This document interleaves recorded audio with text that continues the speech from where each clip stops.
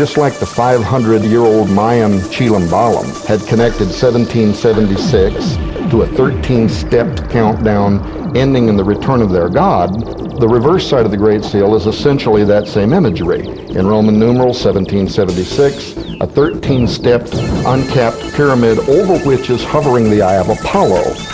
But the historicity behind Apollo is directly connected to the biblical Apollyon. The Apollyon is the god Apollo. What most Americans might not recognize is that on the Great Seal, the symbolism not only points to Osiris, who is the Egyptian version of Apollo, but the mottos point to Apollo, who is the Greek version of Osiris. So we're talking about one and the same entity. So let me ask you a question. How many tribes were at the base of Mount Sinai when the commandments were given? All 12 tribes. Next question logical to be asked is how many were Jewish? One tribe. One tribe was Jewish, which begs the question, where are the other ones? Because if they were given to all of Israel, all the 12 tribes, then they can't possibly be Jewish, or that's just not fair. You're listening to Canary Cry Radio. Now here are your hosts, Basil and Gonz.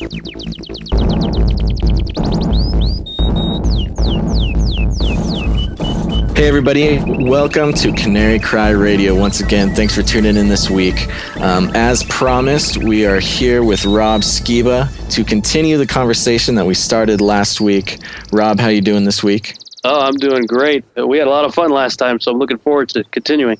Oh my goodness. Yeah, so I'm sure everybody's been waiting in eager anticipation for the wrap up and the extent of stuff that we're going to be covering as well today. So let's just jump right into it. Well, if you guys haven't heard the last episode, definitely go check it out. And before we jump in, just a little bio on Rob so you guys can know about Rob. Rob is an award-winning filmmaker. He's a published author, artist, Army veteran, public speaker, screenwriter, actor, and a former missionary, and just an awesome dude. So, and he's written the book Babylon Rising and the First Shall Be Last, a bunch of DVD lectures, including Mythology and the Coming Great Deception, the Mount Hermon / Roswell Connection, and most recently, the Archon Invasion and the Return of the Nephilim, parts 1 and 2. So let's jump in. Let's do it.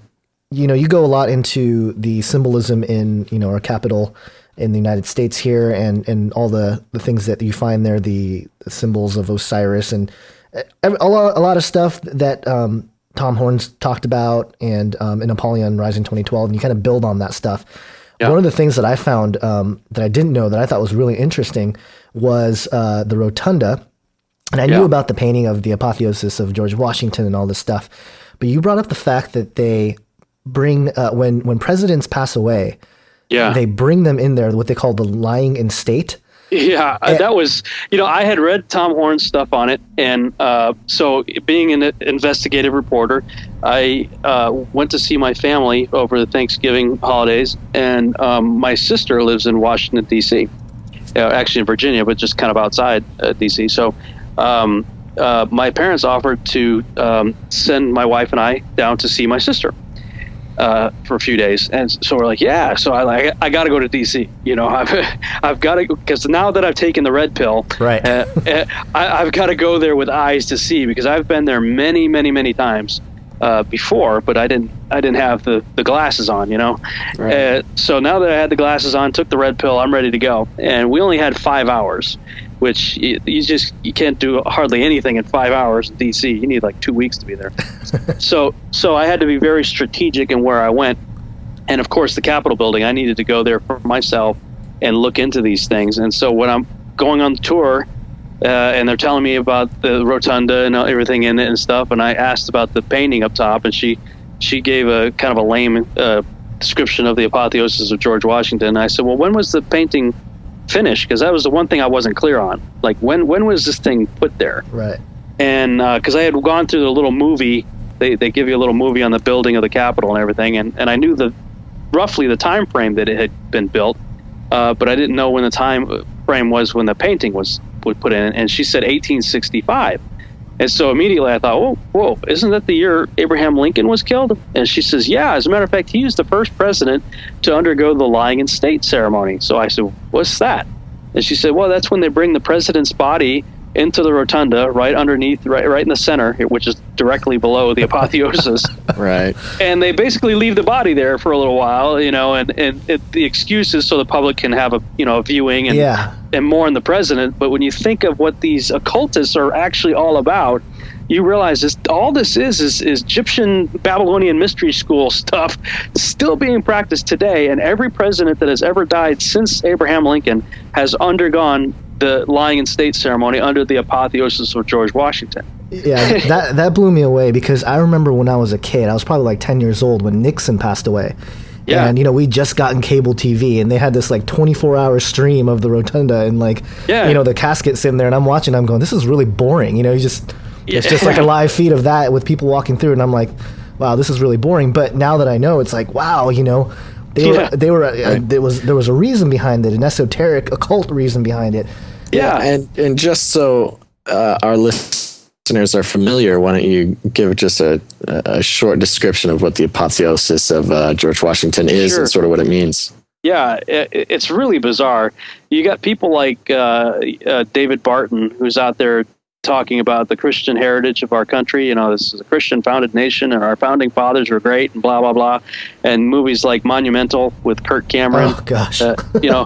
They're showing all this stuff and hyping up the idea that our founding fathers were Christians and stuff. And it's like, no, they weren't. I mean, they had a nice facade of Christianity, but you see very quickly as you really look into these guys and don't just take the selected quotes that they pull out. I think Chris Pinto did a phenomenal job in his documentary, The Hidden Faith of Our Founding Fathers, of showing the other quotes that Barton and others conveniently leave out.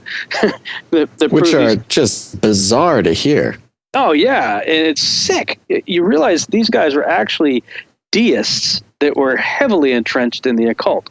Right. And so when you realize, who these guys really were and what they were about, all of a sudden the layout of Washington, D.C. starts making a whole lot more sense. All the paganistic statues and structures in Washington, D.C. start making sense. And then when you think about the apotheosis of George Washington, it starts making sense. You've got this painting that's in the center of the dome, Capitol Dome. So when you're in the rotunda, on the ground floor, you see all the pretty paintings that Barton and Kirk Cameron and people like that will point to, and they look like nice Christian heritage type pictures. Yeah, they're pretty. But the further up you go, the more sinister and occult it gets. You see the frieze of American history, which in and of itself seems, pretty mundane. It's cool. It's nice. It shows various scenes of American history. You got Columbus. It goes all the way around to the Wright brothers' first flight. But shortly after Columbus, you see Cortez and Montezuma and the Aztec calendar stone. You're kind of like, what? You got the Revolutionary War, the Civil War. You get all these, iconic pictures of American history. But then you got that. And that's the actual the long calendar count of the Mayans used. For 2012. Yeah. For 2012. So automatically you have to be like, what? What's that doing there? It's just so bizarre, but it's just kind of tucked in there. It's kind of just squashed between some other paintings. So you see that, and then you keep looking up until you see a ring of 72 pentagrams that are binding utilities in the occult. So you got these 72 binding utility pentagrams surrounding this painting of George Washington seated in heaven as a god. And now that's what apotheosis essentially means, ascending into godhood, the deification of man.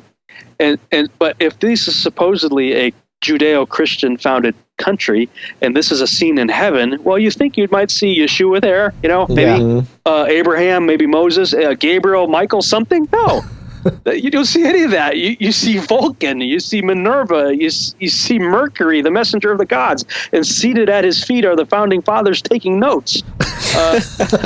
It's total Greek pantheon of pagan gods, and there's George seated right there. He's got two women, one on either side of him, and He's then got surrounding. this little smile and everything. Yeah, in this little scroll or whatever in his hand, or a book or whatever he's got there, and then he's got a woman on either side of him, and then surrounding them in the circle, going all the way up to the top part of the dome, is 13 maidens that each have a star above their head, and the two that are directly opposite George are holding a banner that says "E pluribus unum." Right. And now I learned as I started studying symbols is the iconography contained within a symbol has to harmonize with itself. Right. Because it's revealing something. And so in the context of what this picture is saying, E pluribus unum takes on an entirely different meaning, as do the 13 stars above each of the heads of those women, because 13 is Osiris. And, he was chopped into 14 pieces, but only they found all but one, which Isis formed into the obelisk, the missing piece. So the 13 remaining pieces is Osiris. And so all of a sudden, all of the 13 colonies, 13 stars, 13 stripes, everything starts falling into place, what this stuff really represents. And it's really just laid right out for you in that phrase, E pluribus unum. We were taught, many states, one nation, many ethnicities, melting pot, all that. The garbage. If you take the iconography in the symbol as a whole, it's telling you many gods representing one person, or one person represented as many gods. Right. Well, that being Nimrod. Yeah, I mean, it's just so obvious, it's ridiculous. But this is for Americans, it's a really touchy subject. I know brilliant people that would never, they almost want to turn a blind eye to some of this stuff, because they almost want to put, their national heritage above scripture. That's kind of the problem there. But I want your opinion on the Constitution, because I was listening to the Christian radio when I was driving in today, and there's this guy talking about the Constitution, and he's like in tears on the radio, and he's talking about how it's so godly and all this stuff. What's your opinion on the Constitution, and how, because it seems to reflect some biblical principles? Yeah. And it's no secret that some of the our founding fathers used because they were champions of reason. They used parts of the Bible that were reasonable, right? But Yeshua walking on water is not reasonable, so they kicked that out. Yeah. So stuff like that. So what's your opinion on the Constitution as a whole? Yeah, I think it's very similar to what Jefferson did with the Jefferson Bible. Right. He loved the like you said, the teachings and things of Jesus, but let's take out all of the supernatural stuff. Right.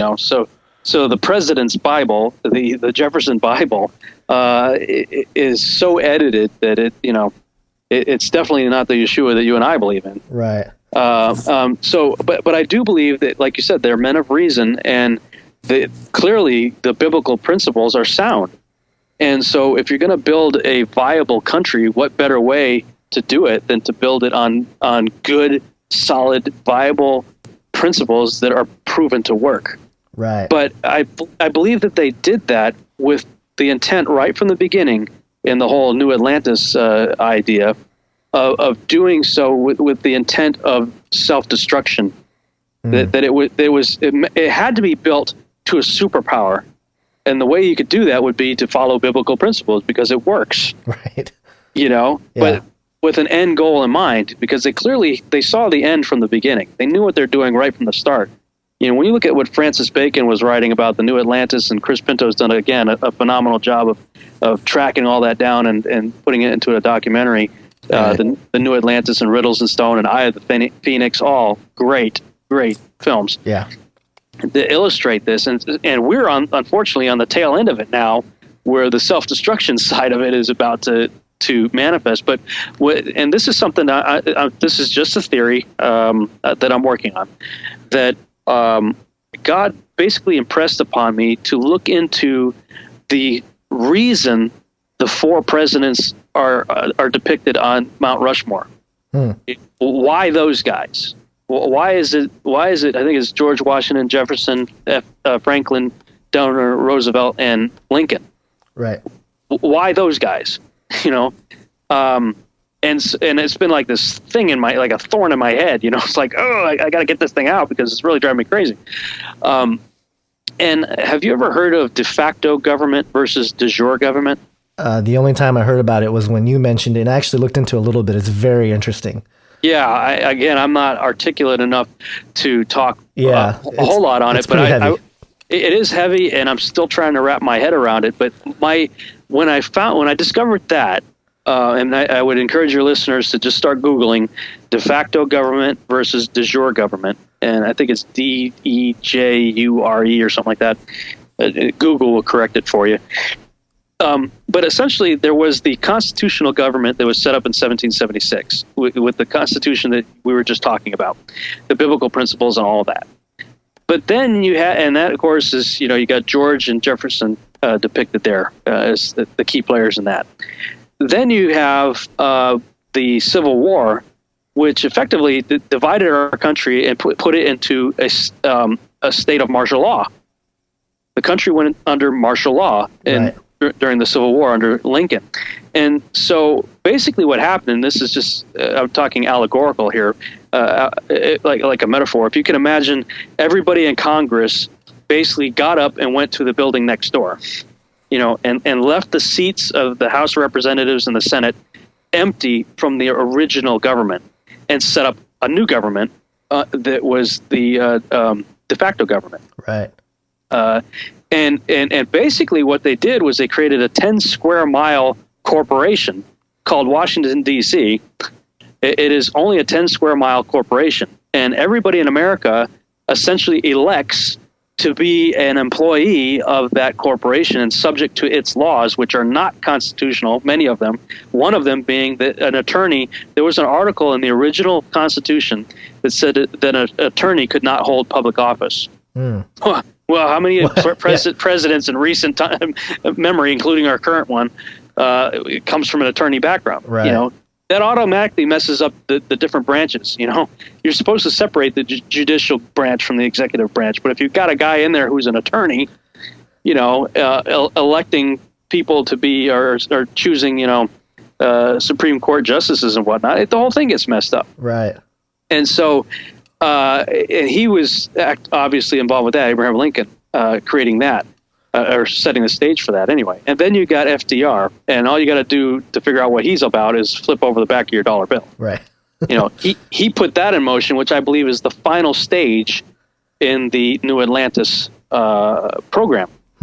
So it appears to me, and again, this is just a theory, I'm just speculating here, but it appears to me that that's the reason those four guys are depicted, because each one of those men on the Mount Rushmore carried out a different phase of the New Atlantis program. Right. Yeah, that's a pretty good theory. And just a little explanation here that I found online. De facto is a government supported by the people of the state and not by a constitution. De jure, on the other hand, is a government supported by a present constitution. Right. So you were mentioning something about if you get pulled over. Yeah, go for it. Yeah. Again, I'm just going to try to relay as best I can what I remember reading. I'm not really articulate in all of this, but as I understand it, there's what's called a free man in the land, where you can basically say, you know what, I quit. I'm out of the corporation, because all of your papers are in capital letters. Your birth certificate, anything that has your name in capital letters, it is your employee status numbers, etc., related to the corporation, which means you have voluntarily elected to be held in subjugation to all of the laws of the corporation. Right. So you got to have a license, you got to have the IRS, taxes, all of it, everything that we do revolves around the rules of the corporation. You can divorce yourself from that legally and go back to the de jure government that was originally founded with the original Constitution and truly be what the Constitution and the Bill of Rights say you should be, essentially a free man in the land. And there are a lot of attorneys that are in this movement that have drawn up, because everything has to be done legally. You talk about what Pappy said. There's a legal mandate. Everything has to be done legally, and it is legally. Just most people don't understand it, including myself. I'm just doing the best to say what I think I know, and I'm telling people, look, don't take what I say as gospel. Go look it up. Yeah. But you could go on YouTube and wherever you live in the country, punch up de jure government, California. de jure government, Texas, wherever you live.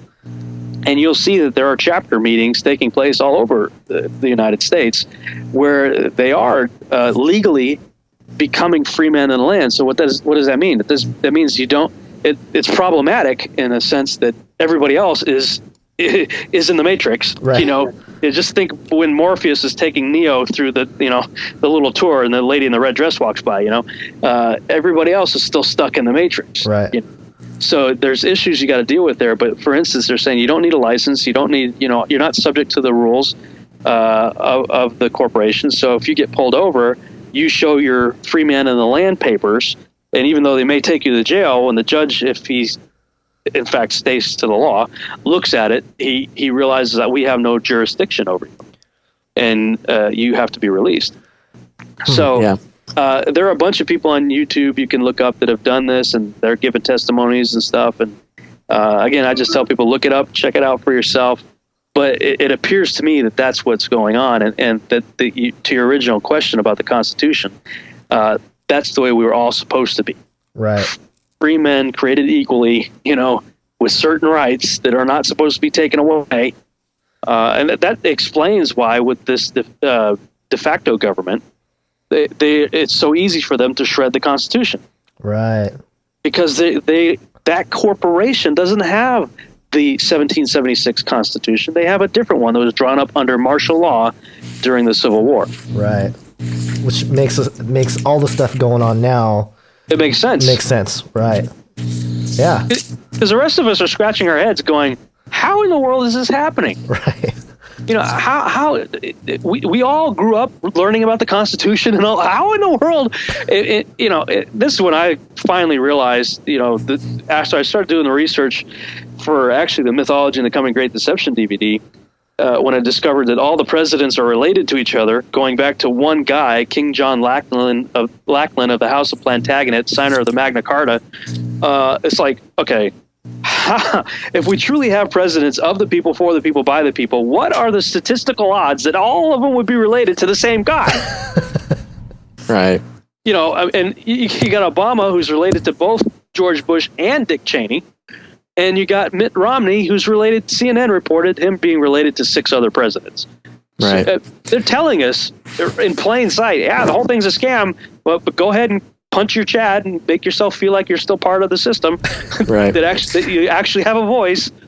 You're right. Just to go back for 1 second, when you were talking about de facto government, de jure government, and everything like that, it reminded me exactly about when you were talking about the capital letters of your name, and what they're called is capitis diminutio maxima, media, yes, and minima. Yes. And what it is exactly like you said. If your name is on a document in all capital letters, it basically means that you've completely lost liberty. You're not considered to have any liberty, any real citizenship or family. You're just sort of this thing. And media being when just the first letter of your name is capitalized on some sort of thing, and it's a lesser extent of that, and then to capitis diminutio minima is basically the least scary of the three. But it reminded me of that. Yeah, and I have to correct something I said. I said it was FDR. It's not FDR. It's Theodore Roosevelt. Right. Yeah. I need to correct that. And I actually need to go back and do some more research then, because I was so stuck on FDR because of the back of the dollar bill that I'll have to go figure out what the connection is now with Theodore. Oh, that's good. So like I said, it's a working theory. I'm still trying to work my way through it myself, but there's obviously a reason that those 4 guys are carved into that mountain range. Yeah, right. Totally. Right. It's fascinating. Well, it really is. Yeah, all of this is just, there's so much to learn still. There's so much to know. There's one thing that I wanted you to harp on too, and I apologize for going kind of long, but it's just so fascinating. I can't help myself. I'm good to go, man. Whatever. I figured out something just off the top of my head, because Theodore Roosevelt, I believe, was at the beginning of the Industrial Revolution. That's true. Right. Yeah. And if you look at what the Industrial Revolution has done to life on this planet, anyways, just thinking off the top of my head. Yeah, no, that's actually huge, though. Now that you mention it. Yeah, that's probably even bigger than the back of your dollar bill. Yeah. I mean, Yeah, no, that's a huge thing, considering, I mean, it's basically it is the planet now, is as a result of the industrial revolution, and not for the better. no, not at all. Yeah. So that, I mean, that's basically what's given capitalism and the elite sort of it's empowered them to it's infinite ends. It's the structure that helped them bring about exactly. their system. It's the Yeah. Now, and on another side of that, and again, this is speculation based on Enoch chapter 10, verse 12, that says that the Watchers, the parents of the first generation, and Nephilim, were to be bound and buried under the sands of the earth for 70 generations. Right. And Psalm 90, verse 10, defines a generation as 70 years. And if my calculations are correct, and I base my calculations on the genealogies given in Scripture and the works of people like Dr. Ken Johnson and Bishop Ussher and a number of other people who have created timelines, I believe the days of Jared was roughly 3550 BC, when sometime around that time was when the Watchers came down. And so give or take, let's say a margin of error of 50 years, that would place the end of the first generation Nephilim in Enoch 10:10 at 3000 BC. And if you go forward 70 generations times 70 years, it's 4,900 years from 3000 BC, puts you at the beginning of the 1900s. Just so happens when this guy was president. So I'm just, once that gerbil starts running, I'm sorry, I'm just going a million directions right now. But no, it's cool. I think, you talk about, I think in your Archon videos that some of the stuff with Jack Parsons and Crowley and how they opened up portals and right. all that stuff. And I know there's, why don't you, do you have a moment to like... Yeah, totally. Yeah, go for it. In my Archon Invasion series, when I, in the second disc, part 2, is what I'm talking about now and in the future. And so there's probably plenty of things you could point to prior to the 20th century, but I kind of just zeroed in on a few highlights of the 20th century based on the theory I just mentioned about the 70 generations may have come to an end at the beginning of the 1900s. And how that may have come to an end, interestingly enough, how could these guys have possibly been released from their prisons? And if you look at what Crowley was doing with his Emelantra working, and people can Google on this and really get more details on it, but essentially in March of 1918, Crowley began a series of magical experiments. He called them the Emelantra workings. And it's said that he had opened up a portal to another dimension, allowing an entity named Lamb to enter through it. And what's really bizarre, when you consider this is 1918 now we're talking about, 1918, he draws a picture of this entity called Lamb, and it looks remarkably similar to what we would call an alien gray today. Mm-hmm. So here, and that didn't really start coming into the public consciousness really until the 1940s. But coincidentally, right, you got Jack Parsons, who was basically a disciple of Crowley. He, in March of 1946, sort of picks up where Crowley left off, and he partners up with a Scientology guy there, L. Ron Hubbard, in March 1946 at a location that later became known as Area 51. He starts this thing called the Babylon working, which, just like the Emelantra working, involves ceremonial sex magic and all kinds of cult practices and whatnot. And his goal was essentially to bring the whore of Babylon into existence, to bring that spirit into the world. And they actually consider that to be a good thing. And this is something else I didn't include in the presentation, but I did research on it. You should do some research on the golem fetus. The golem fetus. Yeah, or golem. Like Lord on Lord of the Rings. Rings. Yeah, the golem is like a homunculus. Like a lifeless thing. Right. That is animated. Right. I was hesitant to put this in the presentation because some of the research that I did on it I couldn't really vet and use it as anything that I would consider authoritative. But when they were doing the early experiments with the nuclear bomb, there's a thing they called, I'm trying to think of what it was called now.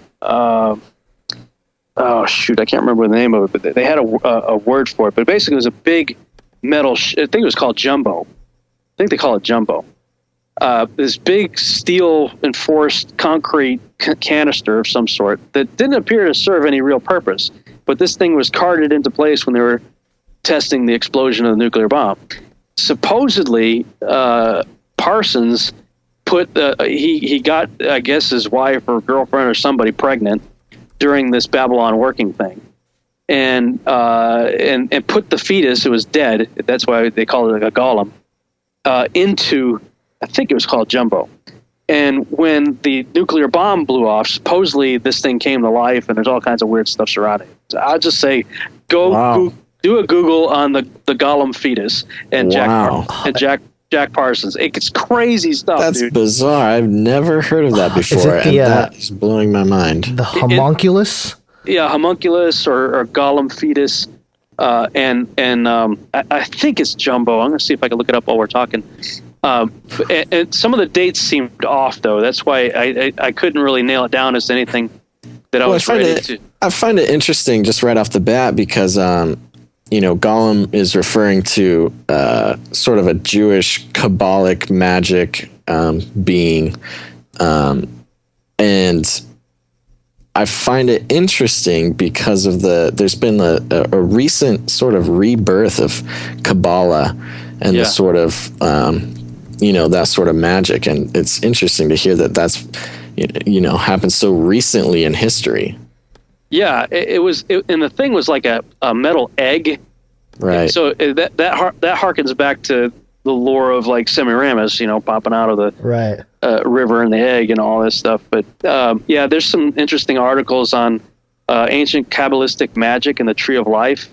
Is a video on YouTube, and you'll see stuff on it on Above Top Secret. So if you just do Golem Fetus and Parsons, and just do some poking around on it. It's weird stuff, no doubt. But the stuff that I was able to vet and consider to be truth was the fact that he and L. Ron Hubbard were out in the place that we now call Area 51 doing this Babylon working thing. And that's March of 46. Right. And then a year later, we got Roswell. Right. And a whole lot of stuff is happening there because in 1945, the year prior, and this is where it kind of gets messed up because you got the testing of the bomb and the releasing of the bomb and everything before 46. So it didn't quite line up with the Babylon working being in 46. But from 1945 to 1998, 2,053 nuclear bombs were blown up on this planet. Wow. By different countries. And like 1,032 or 35, something like that. More than half, I think, of the bombs were blown up in that area in the United States by the United States. For nuclear testing. USA. Yeah. So it makes you wonder because if these guys did in fact open up a portal and release these entities, could there be another reason why all those so-called tests were being done out there? Could it in fact be a war trying to keep these things at bay? There are a lot of people out there like Phil Schneider. If you look into Phil Schneider's story about Dulce, New Mexico, and the underground base, and I've read some stuff on that. Yeah. So here you got what appears to be a battle with Nephilim taking place that this guy was supposedly a part of. Wait, what is that called now? Who is that? I'm sorry to interrupt, but do it. You're gonna have fun after this show because you guys gonna be out. You guys gonna be watching YouTube videos until well into tomorrow morning. Phil Schneider. Yeah, look up Phil Schneider and Dulce, Dulce, New Mexico, or Dulce Base.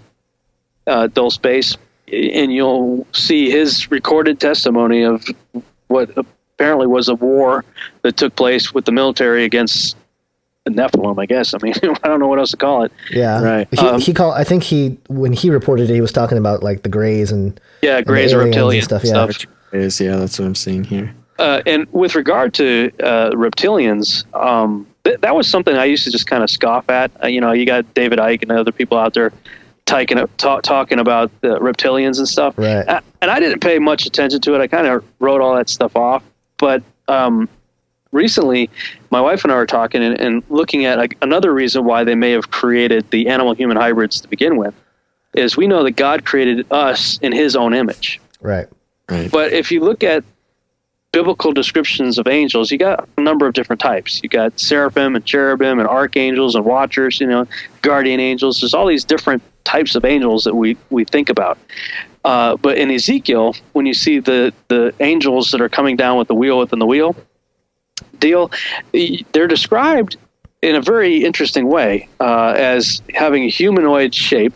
They look like a human, but they have calf's feet, so they're automatically you start thinking of a satyr. Right. And it's got wings with hands on the wings, and it's got a head with four faces: an ox, an eagle, a lion, and a man. Right. And so the first thing that pops into my head is that's an animal-human hybrid. Yeah. But this is one apparently created by God, that is meant to be in the angelic world. Right. So maybe they're trying to mimic it. Right. Maybe they were trying to create life in their image. Right. But curiously, if you think about the angels being in charge of like kingdoms, like the animal kingdom, the bird kingdom, man, they clearly have a function. We know, at least in the role of man, as guardians and helpers and messengers and things of that nature. Right. So, could it be that the variety of angels that we see in Ezekiel 1 is in charge of the beast kingdom, the bird kingdom? When you look at the lion and the ox and the eagle and all that, what's curiously missing there is the anointed cherub, who, if you think of kingdoms that are not represented by that picture, what's missing? The reptiles. Insects, reptiles, and fish. Yeah. So you got insectoids, reptilians, and Dagon fish gods and stuff. All of a sudden, all this stuff starts making sense. That, wow, okay, maybe Ike is onto something here. I'm not prepared to endorse his stuff, but I will say, of the things that I have read, the problem with Ike's material is he didn't have a biblical foundation to approach it. Yeah, not at all. and so his conclusions go way off. Yeah. But if you approach the same material from a biblical worldview with a solid foundation, you can see a really biblical answer to what I think this guy's discovering, Right. and there may be some truth to it. Like I said, I'm not prepared to endorse his stuff, but I'm now looking into it with new eyes and taking a fresh approach to it with the idea that maybe Lucifer, who is the serpent, the dragon, clearly reptilian, right, in nature, that there could be some truth to that. Well, Chris White's done a David Icke Debunked that really goes into some of the problems with his connection with Alice Bailey's material and that whole thing, the New Age and the connection there. But just ironically, there was a news report that I randomly found on YouTube one time that it was like a really short thing, but this news guy sending this to me. This is hilarious. This news guy came out and he says, aliens might be highly advanced dinosaurs or something. They had this, and they had this, ridiculous picture of like this, reptilian guy, and I'm going, wow, let's be subtle, just evening news, a little reptilian on TV talking about, so it's just, I think there's something there. Maybe it's difficult to, appraise the mass culture, mass media with a reptilian being. It's probably a little bit harder to swallow for people. So they're kind of keeping it on the down low a little bit until, stuff gets a little bit crazier. But I thought it was interesting that they just threw that in there in the evening news. Yeah. So, by the way, and in other news. Exactly. Yeah. I want to know more about the reptilian dinosaur aliens or whatever. Yeah, it's just ridiculous. But just moving on here, I was, which is kind of cool. I was able to show my wife tonight the whole thing with Stellarium, and can you talk briefly about what your theories are and when Jesus was actually born? Because I think it's one of those things that I was talking to my daughter who goes to a Christian school, and her teacher last year was talking about, we know that Jesus wasn't born on December 25th, so they're teaching her some stuff, but then the kids ask, she's in 5th grade, well, when was he born? And she says, well, we don't really know. So I think, my wife was reading the book by Michael Rood, and she was saying, you can look at all this stuff. And I'm like, yeah, I can show you right now at the Stellarium. And it was really cool. It was a cool moment for us. But, talk about that a little bit, because I think you're definitely onto something there, too. Yeah, I know that there are other scholars. Mark Biltz, I think is his name, is a kind of a rabbi type of guy. He believes Jesus was born during the Feast of Tabernacles. And he's got an interesting argument, but the problem I have with that is it appears to me that Revelation 12 is telling you exactly all the details of Yeshua's birth is in Revelation 12. And if you look there, it says, and there appeared a great wonder in heaven, a woman clothed with the sun and the moon under her feet, and upon her head a crown of 12 stars. And it goes on to talk about the child being born and the serpent coming up to get him, the dragon. And Dr. Mike Heiser, had come to the same conclusion, and I didn't find his material until after I had come to the conclusion myself about a different date that's very peculiar, especially for Americans. Yeah. And when I found out about this software, Stellarium, and people could go to Stellarium at STELLARIUM.org. I think I spelled it right. Stellarium.org. They can download this free software. And it allows you to track the movement of the planets, the stars, sun and moon, and everything, constellations, at any time in history or forward if you want to. And so looking at this description in Revelation 12, it's telling you about a stellar event. In Genesis, God said he put the stars in the sky to be for signs and for seasons and to tell us things. Right. And there's some great books that was written, and one of them in the 1800s, The Gospel and the Stars. And it really goes into a lot of detail about the true meaning of the constellations, not the zodiacal occult meanings. And so here you got Virgo, the Virgin, and Revelation 12 says that she's clothed with the sun and the moon's at her feet. She's got 12 stars at her head. And I had heard something that led me to do the research that I did with Stellarium. And if you back the software off to -2, that's because there's no year 0. Right. That's the way the software reckons 3 BC. You'll find that alignment happens on one specific day in human history, and that is September 11th, 3 BC. No. And September 11th, 3 BC. And so all of a sudden you start realizing, I've been studying the Torah now. This is my second year going through it with a fine-tooth comb. And you see, God did everything on his feast days, and these are the feasts of God, not the feasts of the Jews. The scriptures are plain about it. This is the feast of Yahweh, of Jehovah. And so when you see that the law was given, the Torah was given on Mount Sinai, on Pentecost, right? And you look and you see, everything he did was on feast day. You got Passover, you got unleavened bread, you got first fruits, you got Pentecost, and then you had this rebellion that took place in the wilderness, right, of Sinai, and the ground opened up and swallowed 3,000 people, right? Right. And then so you got 3,000 people basically condemned for disobedience and all that they did, and then flash forward to Pentecost in the New Testament, and 3,000 people were added to the church. Right. Right? Huh. And then you have 9/11. What was the official number of the dead? 3,000 people. Right.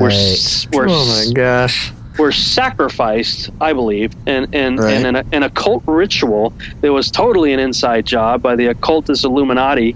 I could use some choice words, but I won't, because it really ticks me off, quite frankly. Yeah. On Yeshua's birthday, September 11th. And so can you imagine people, and when you look into December 25th, I mean, this is what really annoys me, because pastors will openly admit to knowing that is not Jesus' birthday. Right. They know it. And yet every church is putting up signs. This is, he's the reason for the season, and his happy birthday, Jesus. And they're celebrating his birthday on Nimrod's birthday. Yeah. If you track the history of it, That's Mithra's birthday, Zeus's birthday, Osiris. You look through the history of that, and I mean, even the secular people out there, like the guy who did Zeitgeist, he knows Peter the Joseph. truth, that truth that December 25th has more to do with the solstice and the dying and resurrecting sun gods. Right. Has nothing to do with Yeshua of Christianity. But can you imagine walking around singing "It's the most wonderful time of the year" on September 11th? Right. I think that totally makes sense as far as like from the occult perspective of doing something like that on that day. And so if people become more knowledgeable about some of the things you're talking about, and I think a lot of people are starting to wake up to some of these things. I mean, that's a difficult thing to do. The day that happened, I mean, it's in everyone's minds. It's still very fresh. It's only been a decade. I remember it like it's yesterday, and so I can see, because their war is against the God of Heaven, against Yeshua, that would be something that they would deliberately do, and something they would know about too. They know these things. They do know these things. That's what's so disappointing is that the occultist knows the Bible, just like the devil. Right. The devil, that's where it's coming from. He knows the Bible better than any Christian. Yeah. And so it just makes sense that the occultists will actually use a twisted version of it as their playbook. Right. Yeah. Oh man. Yeah. It's definitely. I know for us in my family, I think this year is actually going to be the first time we're not going to do Christmas. Yeah. And we've done it as kind of and I've known about some of these things, but it's really, I'm learning a lot more, and it's getting to that point where it's like, I just can't. There's no turning back. Like I can't just buy into it, and it's I feel it now already working at a church. Just that whole season is going to be pretty rough. It's ugly because the church will fight you. The most flack and trouble that I got was coming from pastors and missionaries and people in the church when I started posting things about the truth of Christmas around December 25th on Facebook. It just caused an uproar because people are like, don't mess with our traditions kind of thing.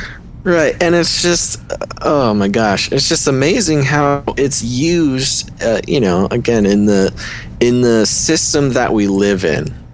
It's probably, puts the most fuel on the fire when we're talking about, like we were talking about the Industrial Revolution, the resources from where the elites, are able to rule from this, economy and this system that we live in. I mean, they just use it to, refill the coffers.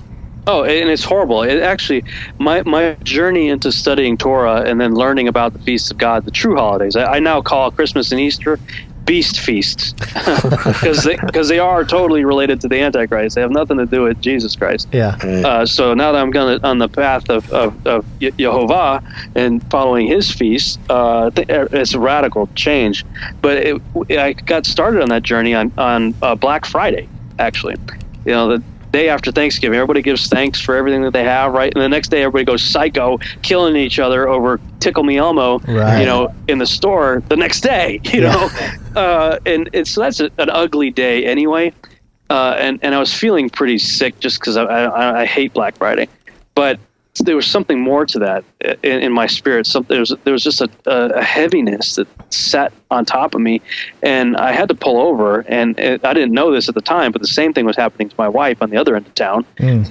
And so I looked on my phone just to find somebody, a brother in Christ that I could contact and just pray with him because it was so heavy on me, And I didn't know what it was. And so I called my friend Kevin, and he prays with me and stuff. He said, "Hey, listen, tomorrow my wife and I are going to a Torah study at the Christian bookstore. You want to come?"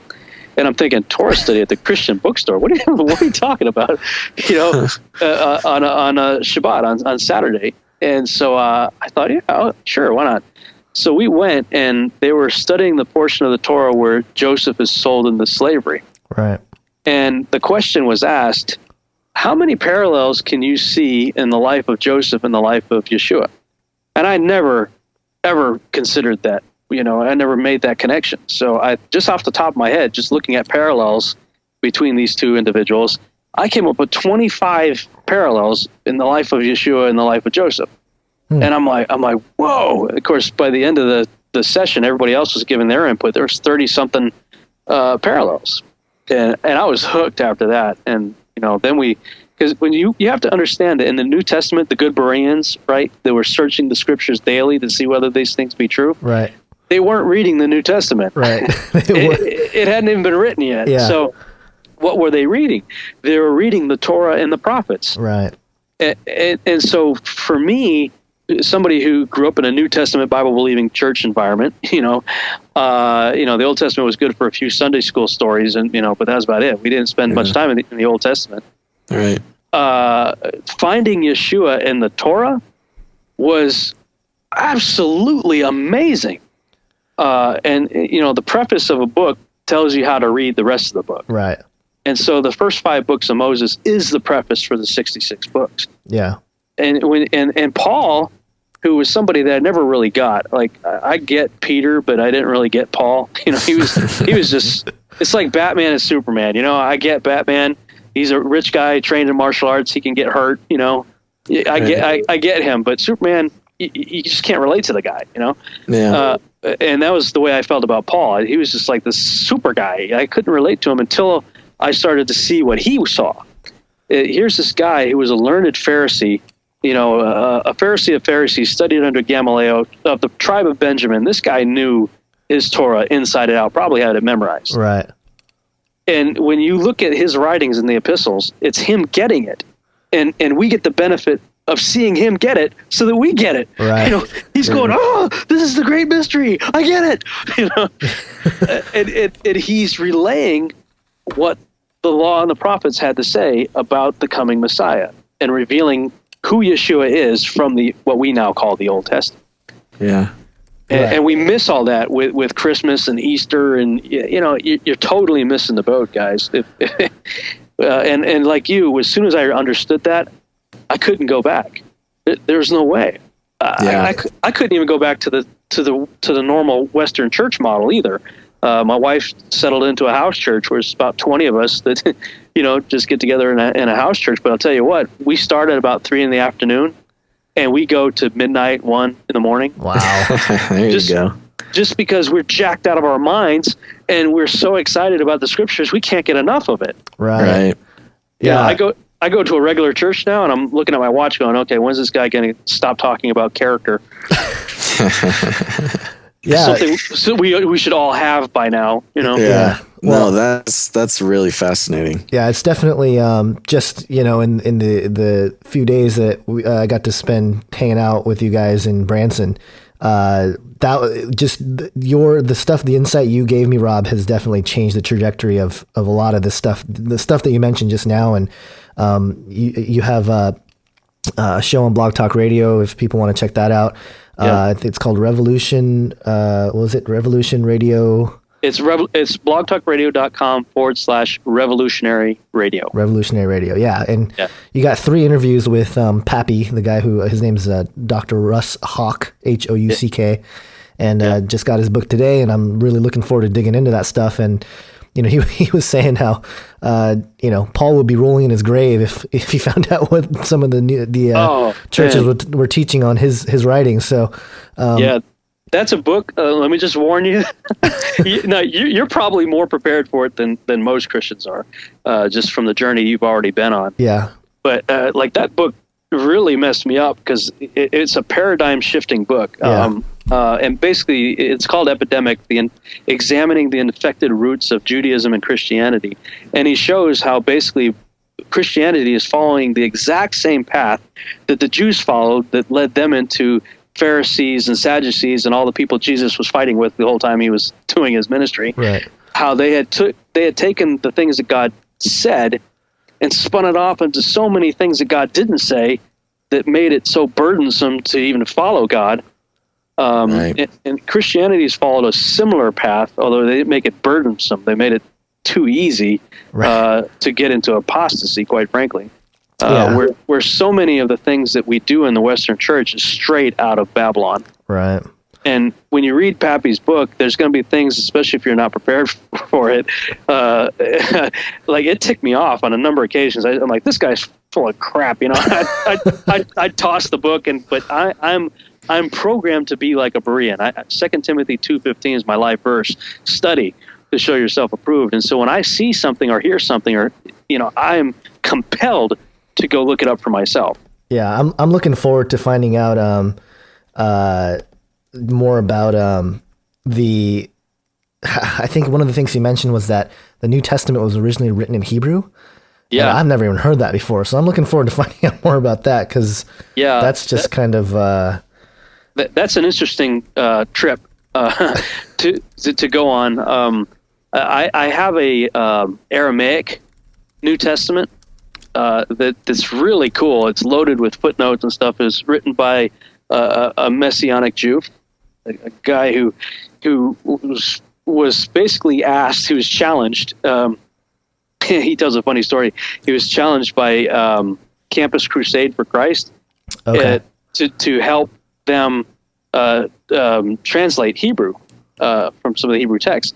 And he was really kind of repulsed by their whole ministry. And he said to them, if you guys actually want to reach Jews, you might want to not use the word crusade in your name. No, it really gets me how that word is used still so often. I never even thought about that. That's really funny. The missionary field and things like that. Yeah, think about it from a Jew's perspective, though. You know what I mean? He's like, seriously? But his name is Andrew Gabriel Roth, Roth. And you can look up his Aramaic New Testament that he did. And it's really, really interesting because as opposed to the Greek, he draws from the Aramaic and Hebrew texts of the New Testament and inserts all of his knowledge of being a Hebrew and all the idioms and stuff that go with it. Like we have our own idioms. Right. And I'll give an example. I'm in Northeast India when I was a missionary, and that's a little piece of India squashed between China and Myanmar. And we try to give this national directions to go someplace, and we say, okay, when you get down to the fork in the road, take a left. And the guy doesn't show up. We're like, what happened? So we go looking for the guy, and he's over there looking around for a fork in the road, like a utensil. He's looking for, what you eat with. Right. We just threw out this idiom because everybody in America, when the road splits, we call it a fork in the road. Right. But he didn't have that frame of mind because that's not an idiom that he's used to.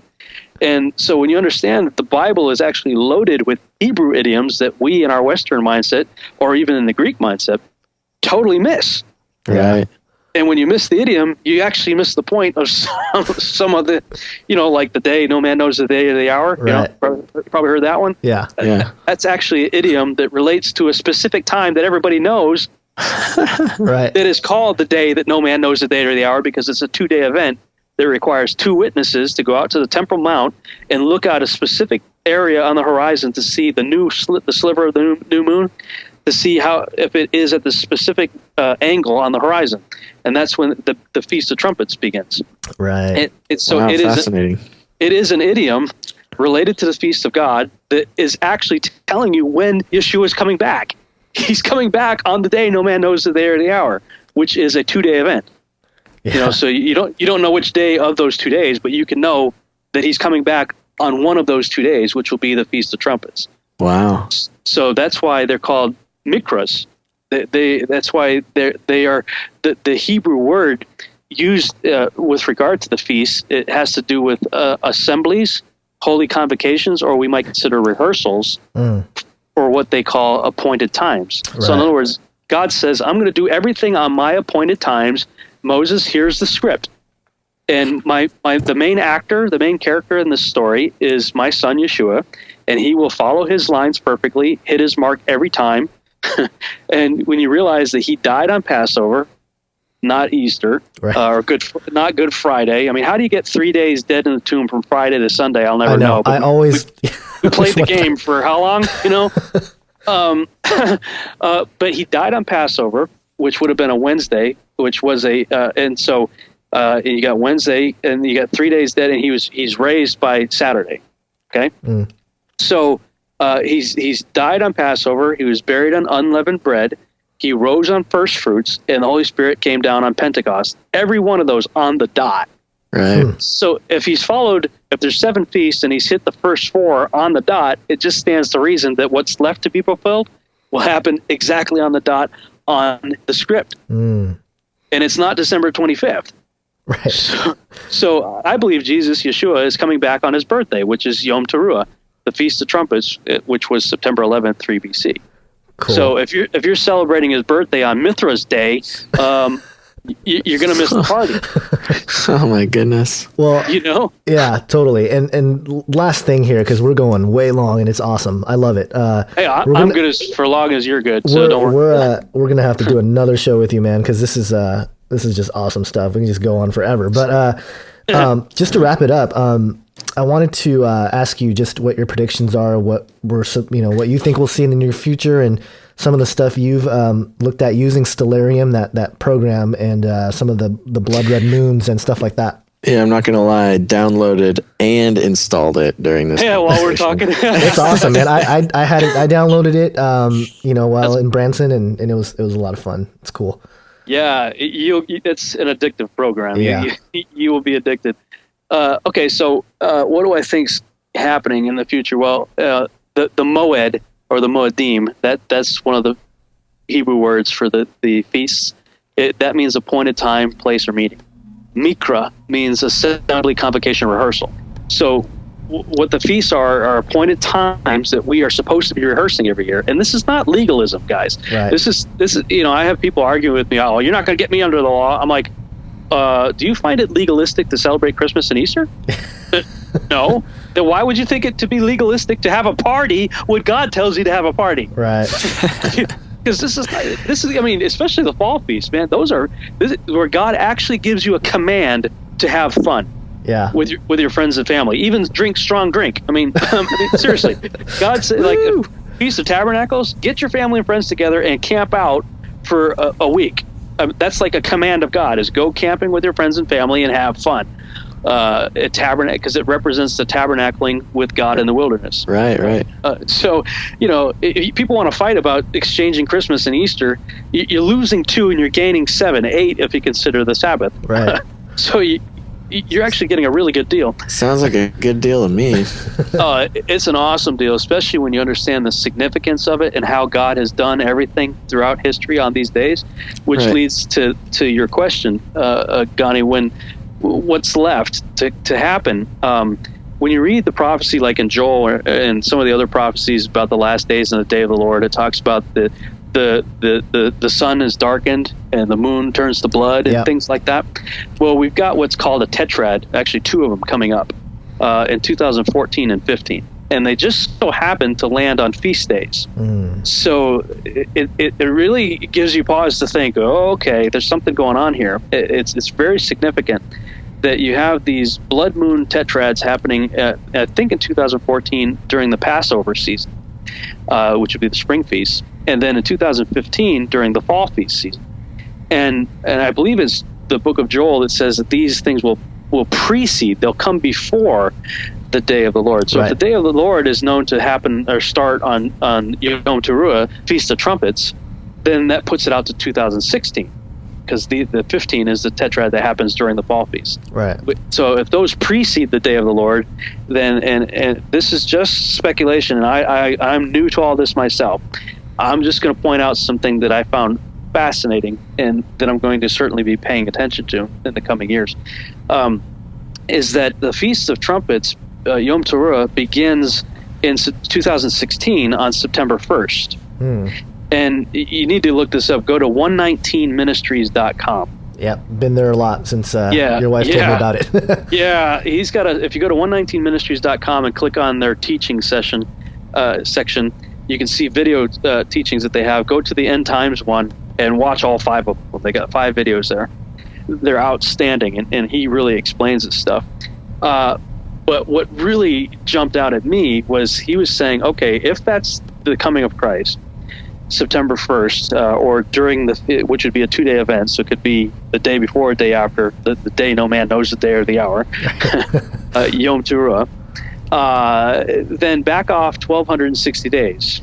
From there, you end up very curiously on 322, March 22nd of next year, 2013. And that jumped out at me because in my book, I run down a whole list of things that have to do with the number 322. And I start off with showing that the Skull and Bones Society have their logo, the skull on top of the crossbones, and right below it, it has the number 322. And everybody's wondering, what is the 322? So I do some speculating and trying to connect dots and put some pieces together to say what I think is going on with 322. But I didn't have this piece. I just got this one just recently watching the 119 Ministries video. So you back off 1,260 days from Yom Teruah of 2016, and you land on March 22nd of next year, 322. Jesus says in Matthew 24 that when you see the abomination of desolation spoken of by the prophet Daniel, and those who be in Judea should flee to the mountains. Right. And if you keep reading, he says something really interesting. He says, pray that your flight is not in winter or on the Sabbath. Mm-hmm. What's interesting about 322 of next year, March 22nd, is it's the day after winter ends and the day before a Saturday, a Sabbath. Oh my gosh. Wow. So, I mean, what do you do with that? Yeah. What do you do with that? Hey, I'm not setting dates, but I'm pointing out some significant and interesting dates. Yeah. That are in our near future. And what's even more interesting is if you look in Daniel, I've always been perplexed. I understood the 1,260 days, but Daniel talks about two other numbers. He talks about 1,290 days, and he says, blessed are those who make it through to the 1,335 days. And I always like, what is that? Now, this guy really knocked a home run as far as I'm concerned, because at the time of Daniel, there are two holidays that the Israelites celebrate that were not in existence when he was writing his prophecy. And God, Jesus, I believe it's Yeshua in Daniel 10 through 12, that basically says, okay, seal up the book, don't worry about it, I got you covered, it'll be unsealed at the end. And I believe that the book that Daniel seals up is the one the Lamb opens up in Revelation. It's the same right. Scroll. So you got 1,260 days between 322 and September 1st, 2016. He says if you back off 30 days, that puts you in Purim, and the feast during the celebration of Purim, which is all about Esther prepared for such a time as this. It's basically a foreshadowing of Antichrist type scenario in the people of God, in the story of Esther, which takes place 30 days prior to 322. So that 30 days plus 1,260 gives you the 1,290. You follow? Yeah. So, and then when you go from the Feast of Trumpets in September 1st, 2016, and you go forward, you can check my math on this, I think it's 75 days. That gives you the total of 1335. You end up in Hanukkah, which is the rededication of the temple. So, and all of that only fits in the time frame of what I just talked about, from Purim of next year, 30 days before 322, leading up to 1,260 days later, being Feast of Trumpets, and then another 75, I think, days later, Hanukkah.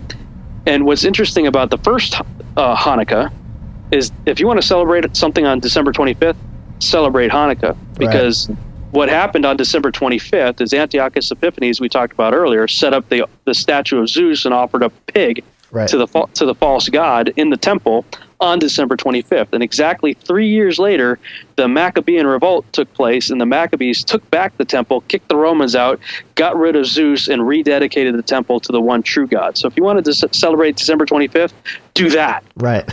Yeah, seriously. Yeah, wow. Get rid of the pagan gods who were born on December 25th and celebrate the rededication of your life to get back on God's calendar. Right. And so, look, I don't know, but about anybody else, all I know is for me and my house, I plan on serving Jehovah and Yeshua and following his calendar, because if he's following a script, I want to be at the appointed place at the appointed time when the curtain call goes up. Right. And all that means is following the scriptures. Do Bible things in Bible ways, and you'll be all right. Right. Exactly. Well, Rob, this has been just an amazing conversation that we've had. And I really appreciate you coming on the show, as I know Gonz does as well. Man. Whew. Good stuff. Good stuff, man. Amazing. Definitely would love to have you on the show again. Love to do it. Really enjoyable. Everybody, make sure to check out Rob Skiba. Websites. What are your websites? They can go to BabylonRisingBooks.com. That's where they can check out all the products and the new book that we've been talking about, Babylon Rising. Right. That's BabylonRisingBooks.com. They can read a lot of it for free on BabylonRisingBlog.com. The books that I'm writing are coming out of the blogs. I'm adding more to it, so there's actually a fair amount more in the book than's on the blog, but they can check that out, BabylonRisingBlog.com. And the TV series that we're working on, if they want to check that out, is SeedTheSeries.com. Wonderful. Awesome. Definitely check it out, Rob Skiba. Thank you so much once again for coming on the show, Canary Cry Radio. Thank you, guys. Appreciate it. All right, and we'll see you again next time. All right.